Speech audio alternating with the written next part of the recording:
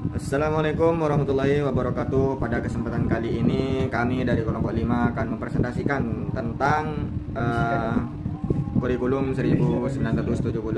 Yang mana kurikulum 1975 ini merupakan salah satu kurikulum yang pernah diterapkan di Indonesia, yang bertujuan untuk menyempurnakan kurikulum pada sebelumnya, yaitu kurikulum pada 1968. Kurikulum ini sudah mulai berorientasi pada tujuan dan disesuaikan dengan perkembangan zaman pada saat itu. Baik, pada bagian pendahuluan ini saya akan menjelaskan gambaran umum mengenai kurikulum 1975.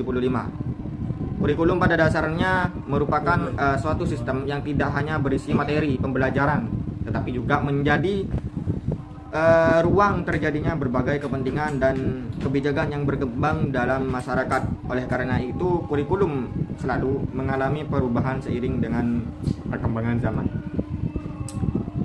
Kurikulum 1975 ini hadir sebagai penyempurna dari kurikulum sebelumnya, yaitu kurikulum 1968 yang diterapkan pada masa awal Orde Baru, pada masa pemerintah Presiden Soeharto. Perubahan tersebut menyebabkan tuntutan masyarakat terhadap pendidikan semakin meningkat. Oleh karena itu, kurikulum 1975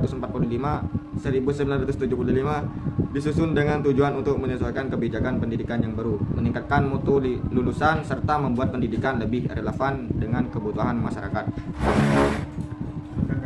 Kurikulum ini menggunakan pendekatan yang berorientasi pada tujuan, artinya guru harus memahami dengan jelas tujuan pembelajarannya yang ingin dicapai dalam setiap kegiatan belajar mengajar. Selain itu, kurikulum 1975 juga menggunakan pendekatan integratif, yaitu setiap mata pelajaran saling berkaitan dan bersama-sama mendukung tercapainya tujuan pendidikan secara keseluruhan.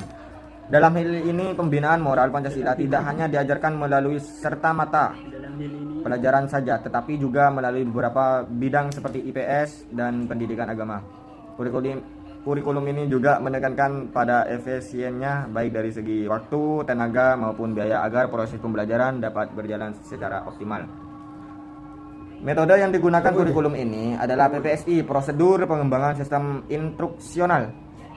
Metode ini digunakan karena pada saat itu belum tersedia buku paket atau buku teks kurikulum yang lengkap, sehingga guru harus lebih kreatif dalam menyusun pembelajaran.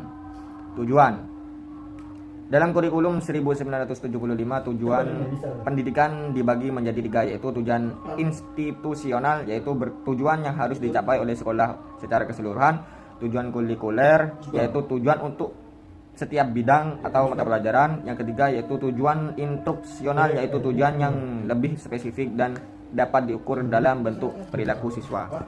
Selanjutnya, peran guru. Pada dasarnya, guru dalam kurikulum apapun merupakan salah satu elemen yang sangat penting dalam mencapai keberhasilan ini.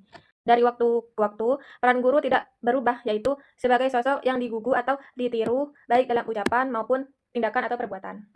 Hal ini sejalan dengan semboyan dari Ki Hajar Dewantara, yaitu Ing Ngarso Sung Tulodo, Ing Mat Yo Mangun Karso, Tut Puri Handayani, yang artinya guru harus menjadi teladan di depan, pembimbing di tengah, dan pemberi motivasi di belakang bagi peserta didik.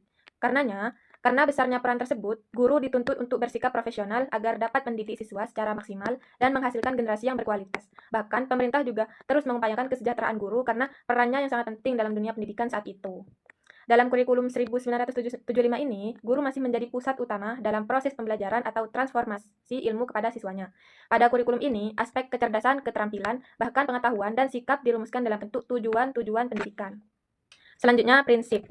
Prinsip-prinsip dalam kurikulum ini pada dasarnya dirancang agar proses pembelajaran berjalan dengan baik, terarah, dan bermanfaat bagi siswa. Prinsip fleksibilitas program menunjukkan bahwa pelaksanaan pembelajaran tidak bersifat kaku, melainkan dapat disesuaikan dengan kondisi siswa, kemampuan guru, serta lingkungan sekolah.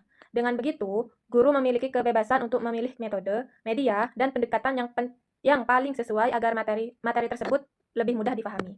Selanjutnya, prinsip kedua, Kurikulum ini juga menekankan prinsip efisiensi dan efektivitas, yaitu bagaimana proses pembelajaran dapat dilakukan dengan penggunaan waktu, tenaga, dan sumber daya secara optimal, tetapi tetap mampu mencapai tujuan yang diharapkan. Artinya, pembelajaran tidak hanya sekedar berlangsung, tetapi juga harus memberikan hasil yang maksimal bagi siswa.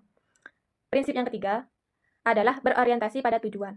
Yang menjadi ciri utama kurikulum 1975 ini, setiap kegiatan pembelajaran harus mengarah pada tujuan yang telah dirumuskan secara jelas, bahkan sampai pada perubahan perilaku siswa. Dengan adanya tujuan yang jelas, guru dapat lebih terarah dalam mengajar dan siswa pun lebih mudah memahami apa yang harus dicapai. Selanjutnya, prinsip kontinuitas atau berkelanjutan menekankan bahwa pembelajaran harus saling berkaitan antara satu materi dengan materi lainnya, serta berlangsung secara terus-menerus antar jenjang pendidikan. Hal ini penting karena pengetahuan yang diperoleh siswa tidak terputus, melainkan berkembang secara bertahap dan sistematis. Prinsip yang terakhir adalah prinsip pendidikan seumur hidup. Prinsip ini mengandung makna bahwa proses belajar tidak hanya terjadi di sekolah, tetapi berlangsung sepanjang kehidupan manusia. Oleh karena itu, kurikulum ini dirancang untuk membekali siswa agar tidak hanya dengan pengetahuan, tetapi juga dengan keterampilan dan sikap yang memungkinkan mereka terus belajar, beradaptasi, dan berkembang di masa depan. Kekurangan dan kelebihan kurikulum 1975 di sini kekurangannya ialah dari kurikulum 1975 ini menurut penulis, guru terlalu dibuat sibuk dan siswa kurang dilibatkan secara aktif di dalam proses pembelajaran. Dan kelebihannya ialah kurikulum ini berorientasi pada tujuan. Guru dituntut untuk fokus dalam pencapaian tujuan kurikulum tersebut. Lalu evaluasi tidak lagi dilakukan hanya pada saat akhir semester, melainkan bisa dilaksanakan pada setiap saat dalam proses belajar mengajar. Cukup sekian dari kelompok kami, kurang lebihnya kami mohon maaf sebesar-besarnya. Assalamualaikum warahmatullahi wabarakatuh.